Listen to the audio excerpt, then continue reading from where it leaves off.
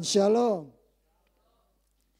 Kembali kita akan bersama-sama mendengarkan firman Tuhan malam ini.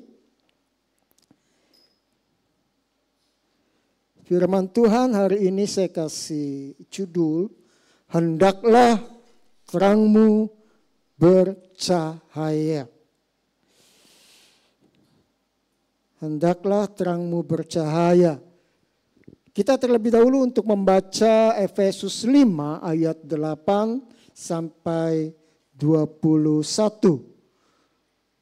Saya ingin mengajak kita untuk bergantian membaca ayat-ayat tersebut.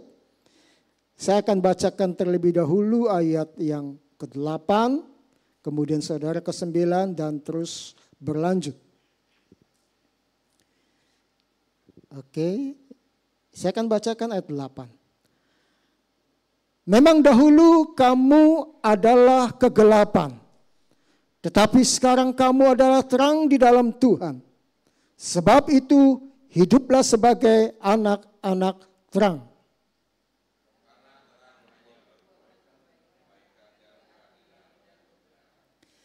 Dan ujilah apa yang berkenan kepada Tuhan.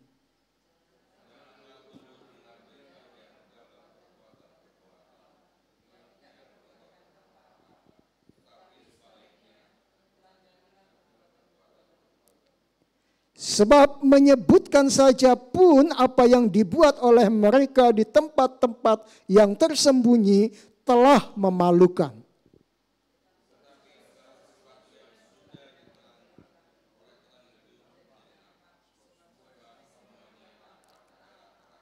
Itulah sebabnya dikatakan, bangunlah hai kamu yang tidur, bangkitlah dari antara orang mati, dan Kristus akan bercahaya atas kamu.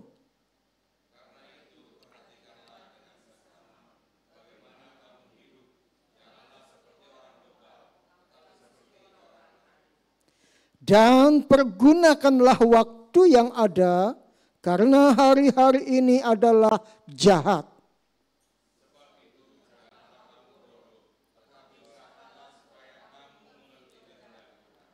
Dan janganlah kamu mabuk oleh anggur, karena anggur menimbulkan hawa nafsu, tetapi hendaklah kamu penuh dengan roh.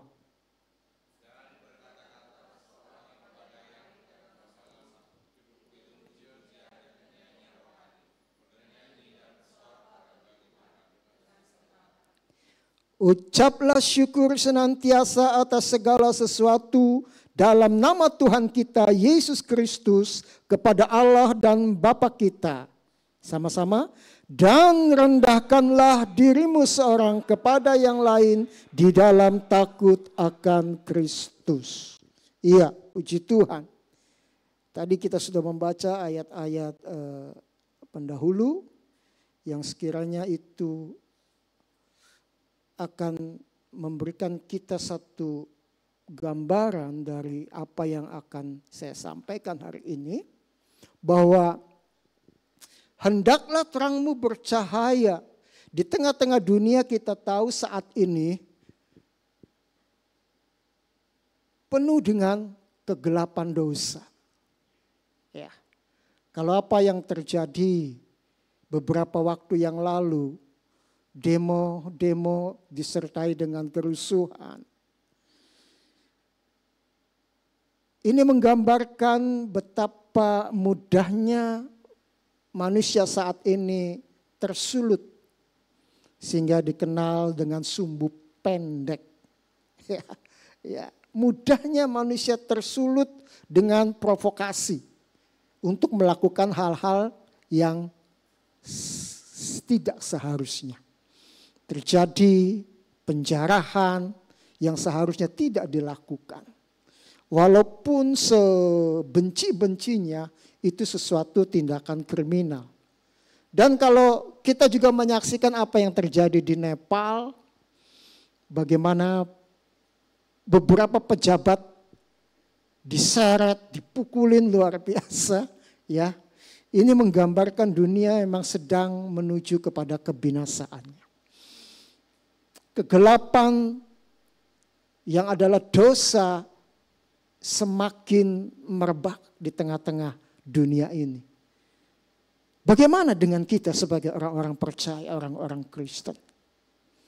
Bukankah jauh-jauh hari Tuhan Yesus katakan engkau adalah terang dunia. Inilah saatnya ketika kegelapan menguasai dunia ini.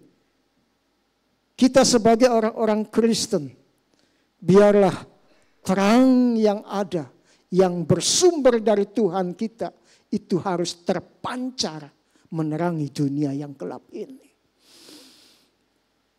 Betapa kacaunya dunia ini ketika tidak ada terang. Mereka dipenuhi dengan kegelapan sehingga bertindak seenak sendiri. Hukum rimba terjadi. Pengadilan jalanan terjadi. Sebagaimana yang terjadi di Nepal. Ya. Dan tentunya kita berdoa tidak akan terjadi di Indonesia. Selama ada terang itu yang memancarkan terang di tengah-tengah bangsa kita. Itulah kehadiran kita sebagai anak-anak Tuhan. Barangkali kita tidak perlu berpikir, apalah artinya seorang saya. Di tengah kegelapan dunia yang begitu mengerikan. Tetapi ketika lilin memancarkan terangnya walaupun kecil. Di tengah kegelapan yang pekat sekalipun. Tetapi itu akan sangat berdampak. Coba saja kalau ini dimatikan. Ya. Gelap. Tapi ketika ada satu saja lilin kecil menyala. Terangnya itu akan membuat semua bisa setidaknya akan terlihat. Dan itulah yang Tuhan inginkan dalam setiap kehidupan kita. Bahwasanya menjadi anak-anak terang seyogianya berbuahkan kebaikan. Tadi dikatakan keadilan dan kebenaran. Yang sesungguhnya sudah tidak lagi dimiliki oleh dunia. Bagaimana kebaikan telah hilang. Keadilan telah hilang. Apalagi kebenaran.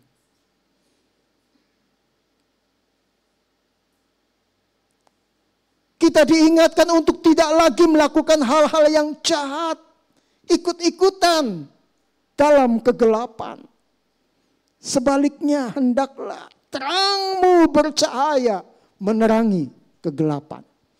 Itulah yang dipesankan firman Tuhan hari ini. Lalu bagaimana seharusnya kita boleh menjadi terang di tengah-tengah dunia yang gelap ini? Kalau kita tadi boleh membaca dan menyimak, merenungkannya. Saya catat ada 3 hal yang bisa saya sampaikan pada malam hari ini. Kalau kita kembali membaca ayat yang ke-14 dari Efesus 5. Dikatakan begini, itulah sebabnya dikatakan bangunlah. Hai kamu yang tidur, dan bangkitlah dari antara orang mati, dan Kristus akan bercahaya atas kamu. Inilah yang diingatkan firman Tuhan malam ini, bagaimana agar supaya terang kita terus boleh bercahaya di tengah-tengah dunia ini, bagaimana adalah kita harus tetap dalam kondisi yang bangun. Bangkit.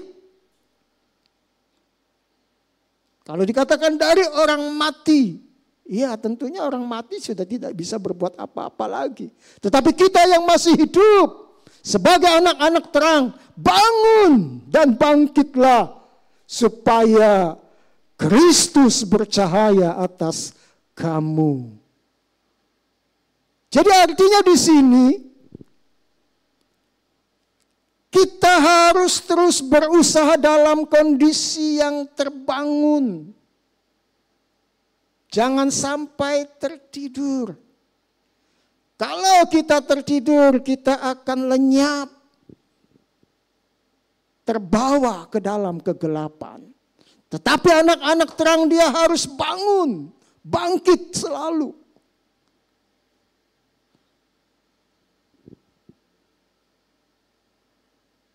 Bagaimana supaya kita tetap terbangun? Yang pertama saya catat, jangan kita mengundurkan diri dari pertemuan-pertemuan ibadah. Bisa dibantu dalam Ibrani 10 ayat 25, ini adalah ayat yang cukup familiar. Ya, jangan mengundurkan diri dari pertemuan-pertemuan ibadah. Ya, kalau engkau ingin tetap tersadar atau bangun. Mengapa? Kita terlebih baca dulu ya. Janganlah kita menjauhkan diri dari pertemuan-pertemuan ibadah kita seperti dibiasakan oleh beberapa orang. Tetapi marilah kita saling menasihati dan semakin giat melakukannya menjelang hari Tuhan yang mendekat. Ayat ini mengingatkan, jangan kita menjauhkan diri dari pertemuan-pertemuan ibadah. Apalagi menjelang hari Tuhan yang semakin mendekat. Di sini ada ayat yang sungguh memberikan satu pencerahan kepada kita. Bahwa ketika kita setia di dalam pertemuan-pertemuan ibadah, kita tidak akan kehilangan arah tujuan kita. Visi kita sebagai anak-anak Tuhan. Karena di dalamnya ada nasihat.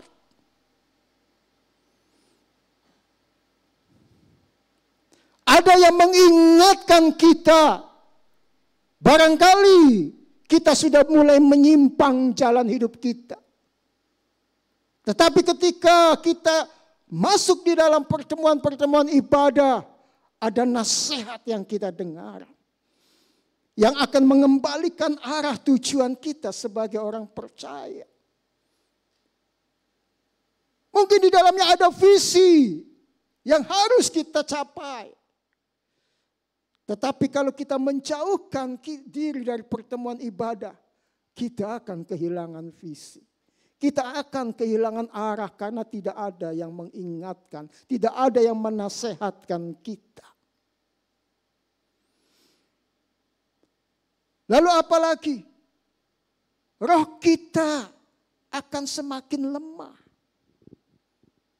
Ketika kita ada di dalam pertemuan-pertemuan ibadah, dikatakan kita akan semakin giat melakukan kebenaran firman Tuhan. Karena ada nasihat yang mengingatkan kita, ada arah tujuan yang ingin kita capai. Kita semakin giat, semakin kuat. Bagaimana mereka yang meninggalkan pertemuan ibadah? Mereka akan semakin lemah. Semakin lemah, semakin lemah. Dan akhirnya tertidur, bahkan mati. Jadi jangan mengundurkan diri dari pertemuan-pertemuan ibadah. Kalau engkau ingin tetap terbangun rohmu. Yang kedua, jangan engkau mengabaikan kitab suci. Coba kita buka di dalam Lukas 24 ayat 32. Lukas 24 ayat 32.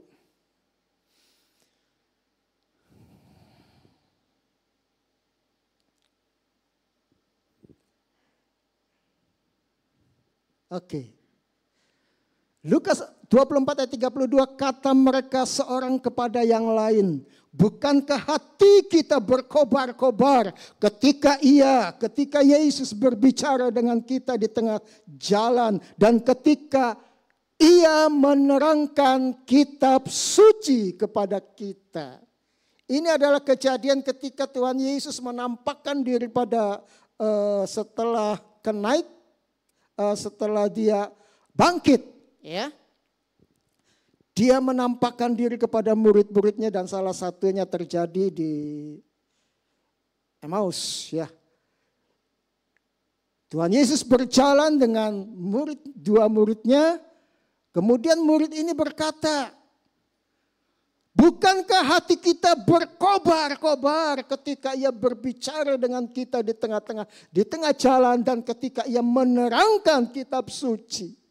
Jadi artinya apa? Ketika kita menyikapi, merenungkan, menghormati kitab suci, roh kita akan terus berkobar-kobar. Jangan pernah kita mengabaikan firman Tuhan atau menyepelekan firman Tuhan. Kita pikirlah lagi-lagi ini. Ya. Itu adalah anggapan yang keliru.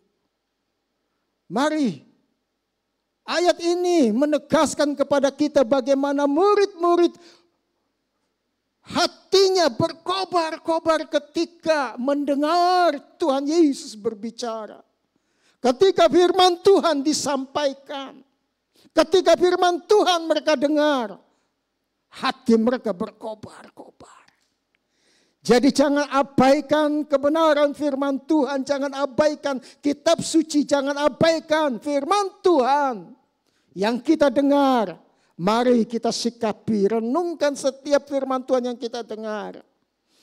Karena firman Tuhan itu akan membuat roh kita terus menyala. Hati kita terus berkobar-kobar. Inilah supaya kita jangan tertidur. Ya, selain tadi yang pertama, jangan undurkan diri dari pertemuan ibadah. Yang kedua, jangan abaikan kitab suci. Karena itu akan mengobarkan hati kita. Yang ketiga, jangan tinggalkan pelayanan. Sebab ketika kita melayani dengan benar, sesungguhnya kita sedang memberi sesuatu yang berguna bagi orang lain. Ya. Jadi jangan remehkan pelayanan yang kita lakukan. Apapun itu. Kalau kita lakukan dengan sungguh-sungguh. Kita percaya apa yang kita lakukan itu akan berguna bagi orang lain. Dari asyir saja. Ketika senyummu engkau berikan kepada jemaat. Mereka suntuk di rumah atau baru saja ribut, ketika melihat senyummu, hatinya dijamah.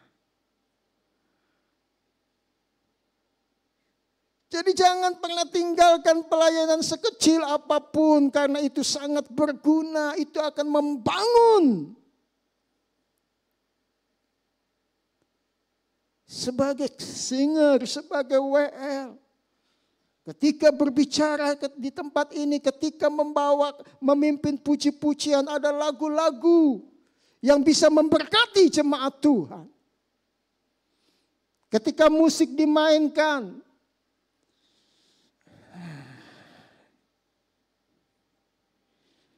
kita tahu betapa dahsyatnya suara musik bagi manusia.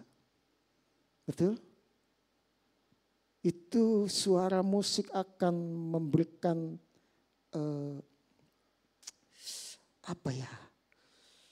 satu hal yang positif bagi jiwa manusia. Apalagi ketika engkau mainkan dengan segenap hatimu. Jadi pelayanan kita bukan tanpa dampak. Kalau kita lakukan dengan sungguh-sungguh. Kalau kita membaca dalam Kisah Rasul 20 ayat 18 sampai 21 kita akan baca. Ini akan memberikan kita satu pengertian bagaimana Rasul Paulus dia melayani jemaat Tuhan dengan segenap hati dampaknya sangat luar biasa. Kisah Rasul 20 ayat 18. Oke. Sesudah mereka datang, berkatalah ia kepada mereka. Ini Rasul Paulus katakan, kamu tahu bagaimana aku hidup di antara kamu sejak hari pertama aku tiba di Asia ini. Next. 19. Dengan segala rendah hati aku melayani Tuhan. Dalam pelayanan itu aku banyak mencucurkan air mata. Dan banyak mengalami pencobaan dari pihak orang Yahudi yang mau membunuh aku. Sungguh pun demikian, Paulus katakan, aku tidak pernah melalaikan apa yang berguna bagi kamu. Semua ku beritakan dan ku ajarkan kepada kamu, baik di muka umum maupun dalam perkumpulan-perkumpulan di rumah kamu. Next. Aku senantiasa bersaksi kepada orang-orang Yahudi dan orang-orang Yunani supaya mereka bertobat kepada Allah dan percaya kepada Tuhan kita, Yesus Kristus. Jadi di tengah-tengah kondisi yang tidak mudah bagi Paulus yang ingin dibunuh oleh orang-orang Yahudi, tetapi dia tetap setia dalam melayani pekerjaan Tuhan. Memberitakan Injil. Sampai terjadi apa? Pertobatan. Banyak jiwa-jiwa bertobat oleh pemberitaan Injil dari Rasul Paulus. Artinya apa yang dia lakukan melayani itu berdampak besar bagi banyak jiwa-jiwa. Dan saya yakin ketika kita melihat pelayanan kita berdampak kepada orang lain boleh berubah dari apa yang sebelumnya dia lakukan hal-hal yang jahat, hal-hal yang berdosa, kemudian dia berubah menjadi orang pribadi yang berbeda, maka kita pun akan memperoleh sukacita. Kita akan memperoleh kekuatan yang baru dan semakin kita bersungguh-sungguh di dalam melayani. Inilah dampak dari kita melayani. Kita pun memperoleh kekuatan. Roh kita pun terus menyala-nyala di hadapan Tuhan. Jadi jangan pernah abaikan pelayananmu. Karena itu akan berdampak bukan saja kepada jemaat yang kita layani, tetapi juga kepada kita sendiri. Inilah mengapa Rasul Paulus ingatkan, bangunlah, jangan tidur rohani. Ya, ada tiga tadi, jangan engkau mengundurkan diri dari pertemuan ibadah, jangan engkau mengabaikan kitab suci, jangan engkau tinggalkan pelayanan. Maka rohmu akan terus berkobar-kobar, menyala-nyala di hadapan Tuhan. Haleluya. Yang kedua, ayat 16 dari Efesus 5. Dan pergunakanlah waktu yang ada, karena hari-hari ini adalah jahat. Bagaimana supaya terangmu tetap bercahaya di tengah-tengah dunia ini? Rasul Paulus ingatkan. Ingat, pergunakanlah waktumu yang ada. Karena memang hari-hari ini jahat. Hari-hari ini penuh dengan kegelapan. Jadi gunakanlah waktumu sebaik-baiknya. Jangan sia-siakan. Ya. Karena seringkali banyak orang yang enggak sadar menghabiskan perjalanan hidupnya dengan hal yang sia-sia. Bahkan mereka bebal. Ya, bebal tuh ya selain bodoh, keras kepala, ya, enggak mau ngerti, tidak mau terima nasihat, tuh bebal. Ya. Ya. Itu, ya. Selain mereka menghabiskan waktunya dengan hal yang sia-sia, mereka bebal, nggak mau dinasehatin. Ya, jadi bagaimana kita menyikapi untuk mempergunakan waktu kita dengan bijak adalah kita gunakan masa hidup kita dengan perkara-perkara yang berguna, bermanfaat.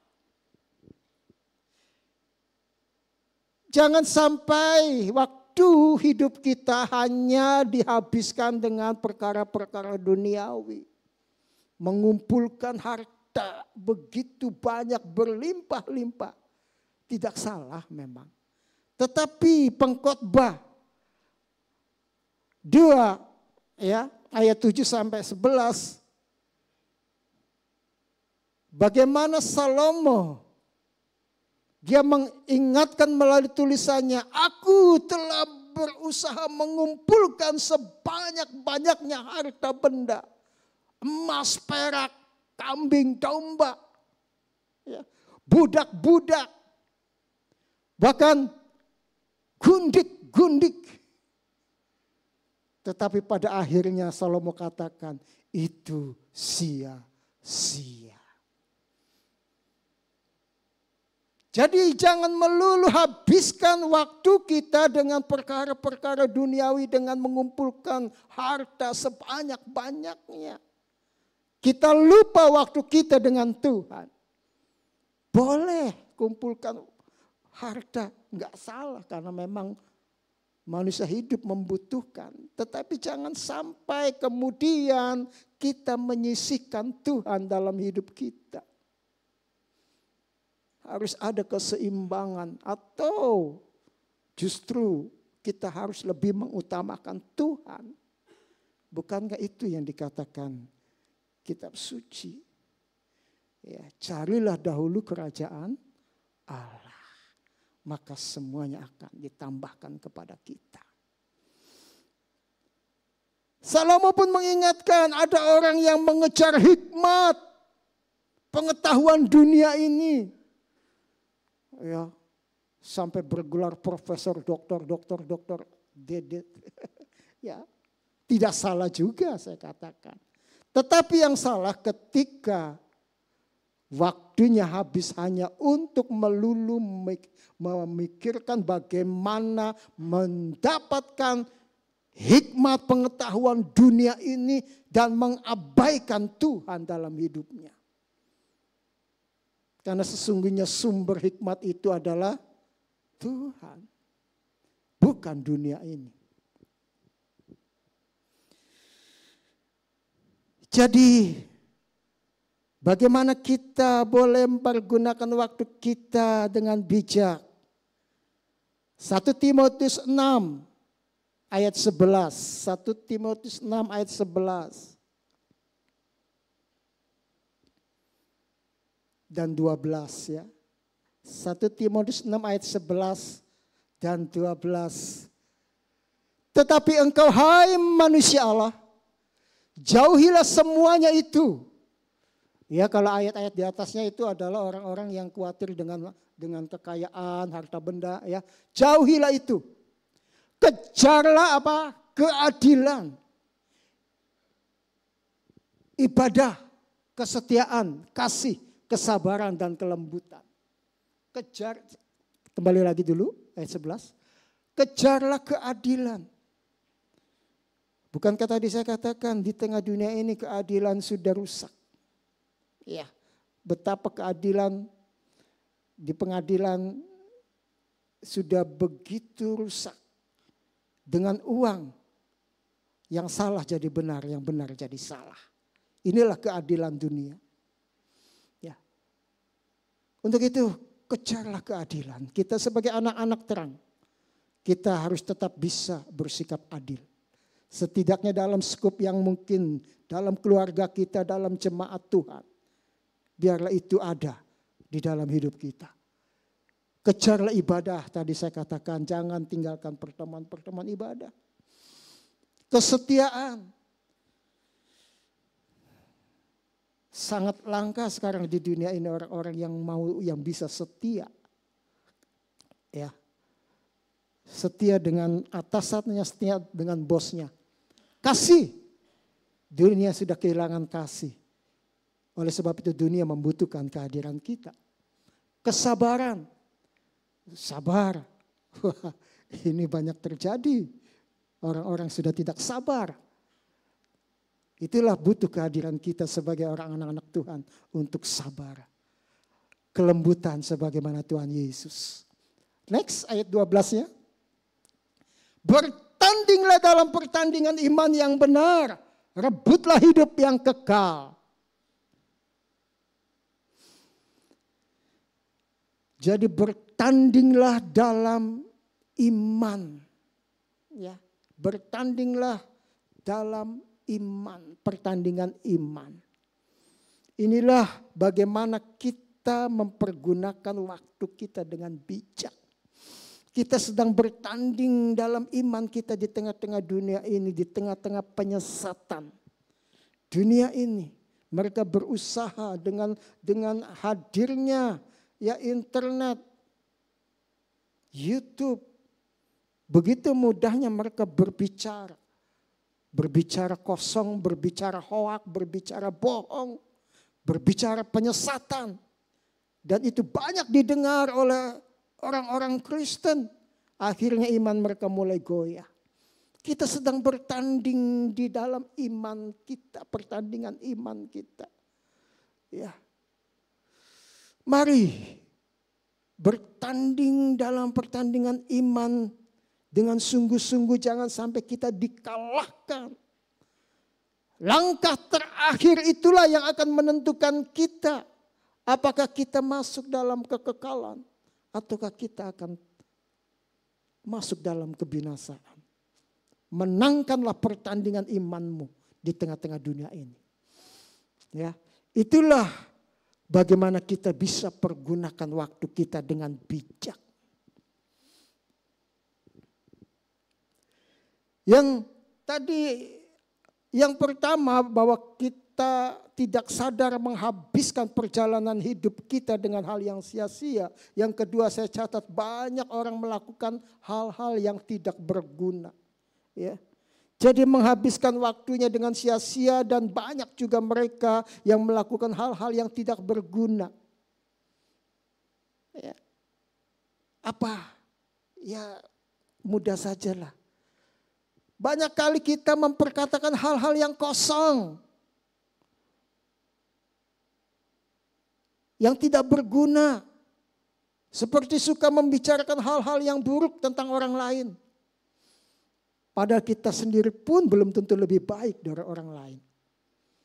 Ini hal yang tidak berguna, yang seharusnya kita tidak perlu perkatakan atau kita umbar. Ya. Ngomongin orang lain di A, nanti di B ngomongin A.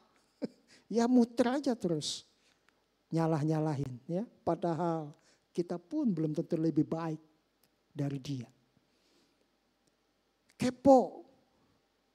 Ya, ini gak guna gitu loh. Ingin banget dengar hal-hal buruk orang lain. Wah penasaran banget itu ya. Kamu tahu gak sih itu kenapa sih? Kalau hal yang buruk aja keponya bukan main. Tapi kalau hal-hal yang baik yang di mana orang lain sukses, iri. Ya.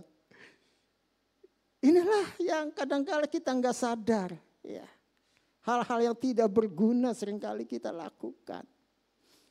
Khawatir akan hal-hal yang belum terjadi. Ya, minggu lalu kan firman Tuhan overthinking ya. Ya, seringkali kita memikirkan hal-hal yang sebetulnya belum terjadi dan mungkin tidak akan terjadi. Tapi kita sudah khawatir duluan. Makanya Tuhan katakan jangan kamu khawatir. Apakah dengan kekhawatiranmu akan menambah sehasta masa hidupmu? Tidak juga. Ya. Apa dengan khawatirmu kamu lalu bisa ketika lapar, kamu khawatir, lalu ujuk-ujuk datang makanan, Tidak juga. Justru yang membuat pertolongan Tuhan datang ketika kita berseru kepada Dia. Berdoa kepada Dia. Bukan khawatir. Ya. Jadi jangan lakukan hal-hal yang tidak berguna. Dan jangan lakukan hal yang menghabiskan hidupmu dengan hal yang sia-sia. Mari pergunakanlah waktumu dengan bijak. Karena itu marilah kita lakukan hal-hal yang berguna. Ya, hal-hal yang berguna banyak saya catat, nggak usah ditayangkan, mempersingkat waktu. Ibrani 10 ayat 24 dikatakan, saling memperhatikanlah sesama saudara dalam kasih. Ini penting. Bagaimana kasih diwujudkan dalam pertemanan kita, dalam hubungan kita sebagai sesama saudara, sebagai sesama jemaat Tuhan. Ya. Perhatikan sesama kita dengan kasih. Ya. Memang terkadang tidak mudah. Tetapi mari usahakan kita lakukan itu. 1 Tesalonika 5 ayat 11 dikatakan saling menasehati dan saling membangun. Jangan justru malah saling apa? Menjatuhkan. Ya. Hal yang berguna bagaimana kita saling menasehati, saling membangun di antara kita. Memberi pertolongan, Galatia 6 ayat 2, kepada yang membutuhkan. Lakukanlah sekecil apapun yang kita lakukan. Ketika seseorang memang membutuhkan pertolongan akan sangat-sangat berharga, akan sangat-sangat bermanfaat. Ya. Jadi kita nggak perlu berpikir terlalu besar, wah saya nggak punya apa-apa. Dengan perhatian kita saja, dengan kunjungan kita saja, mungkin itu membuat mereka merasa tidak sendiri. Prihatin ketika saya mendengar ada seorang saudara di antara kita yang sakit, ya, sampai tercetus dari omongannya. Saya pengen mati aja. Wow. Kenapa? Karena dia merasa sendiri. Dia merasa capek. Ya. Tetapi puji Tuhan, bahwa saudara-saudara boleh mengunjungi dia, memberi kekuatan. Ini sangat berarti bagi dia. Galatia 6 ayat 9, jangan jemu-jemu berbuat baik. Inilah hal-hal yang berguna yang harus kita terus tumbuhkan dalam kehidupan kita sebagai orang-orang percaya. Amin. Ya, pergunakanlah waktumu dengan bijak. Hal yang ketiga, tadi ayat 17 dan 18. Sebab itu janganlah kamu bodoh, usahakanlah supaya kamu mengerti kehendak Tuhan. Dan janganlah kamu mabuk oleh anggur karena anggur menimbulkan hawa nafsu. Tetapi hendaklah kamu penuh dengan roh. Hal yang ketiga yang saya catat. Usahakanlah kita mengerti kehendak Tuhan. Dan penuh dengan Roh Kudus. Ini hal yang berkaitan. Ya. Bagaimana kita bisa mengerti kehendak Tuhan ketika kita penuh dengan Roh Kudus? Dengan kita penuh Roh Kudus akan memimpin kita kepada kebenaran. Roh Kudus akan mengingatkan kita mungkin akan dosa-dosa kita. Tetapi Roh Kudus juga mengingatkan kita akan firman Tuhan yang pernah kita baca. Jadi artinya mengingatkan kita untuk bagaimana kita bisa mengerti kehendak Tuhan dalam hidup kita. Ketika kita mulai salah jalan, Roh Kudus mengingatkan kita, jangan kamu lakukan. Bukankah firman Tuhan katakan begini. Itulah peran Roh Kudus yang memenuhi kita, yang akan memimpin kita untuk mengerti kehendak Tuhan. Puji Tuhan. Tentunya 3 hal ini akan memberikan kita pemahaman, pengertian. Bagaimana supaya supaya terangmu tetap bercahaya di tengah-tengah dunia ini. Jangan kita tidur. Bangkitkan rohmu terus. Pergunakan waktumu dengan bijak. Yang ketiga, usahakanlah mengerti kehendak Tuhan. Dan penuhlah engkau dengan Roh Kudus. Biarlah firman Tuhan ini akan memberikan kita satu pengertian untuk bagaimana kita bersikap ke depan. Kalau kita mungkin masa lalu kita belum bisa lakukan banyak, belajarlah, usahakanlah. Mari kita lakukan bersama-sama. Apa yang menjadi nasihat firman Tuhan pada malam hari ini. Tuhan Yesus memberkati. Yuk, saya ajak kita menyanyi.